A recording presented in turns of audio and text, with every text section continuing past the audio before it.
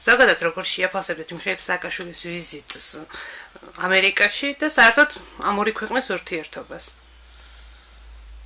ყველა შეხვედრას მივესალმები, რაც სამთავრობო დონეზე ხდება, რომელიც ადგენა ჩემი ქვეყნის კეთილდღეობას, რაც შეეხება საქართველოს ამერიკის ურთიერთობას, ყველა ქვეყანასთან ურთიერთობას მივესალმები, რომელიც არ შეუქმნის საფრთხეს ჩემი ქვეყნის ტერიტორიების და იმ ქვეყნებთან, რომლებიც დაგვეხმარებიან ამ ტერიტორიების დაბრუნებაში, რომლებიც დაკარგული გვაქვს უკვე წლებია.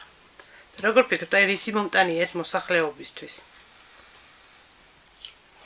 ეს თვითონ მოსახლეობაზეა დამოკიდებული, თვითონ მეტი მოთხოვნები უნდა წამოაყენონ და ეცადონ მთავრობამდე მიიტანონ ეს ყველაფერი, რომ ეს მოთხოვნები დაიკმაყოფილონ.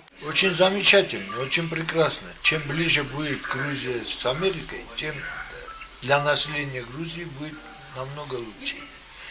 Эти контакты, которые сейчас в данный момент подписали договоры о торговле, о взаимопонимании, взаимопомощи, это для народа хорошо, для жителей Грузии.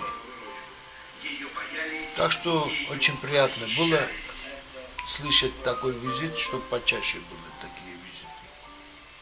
მეგობრობა მნიშვნელოვანია ჩემი აზრით საქართველოს საგარეო ურთიერთობებისთვის. რაც შეეხება შიდა ურთიერთობებს და რიგითი ადამიანებისთვის, ვფიქრობ, რომ ეს მაინც და მაინც არც ისე მნიშვნელოვანია, იმიტომ რომ ამას რაღაცა конкретული შედეგები ჯერჯერობით რიგითი ადამიანებისთვის არა. Я думаю, что наш президент настолько во всем оценивает всю ситуацию, что все будет прекрасно. Კარგია ძალიან რა უთხრა.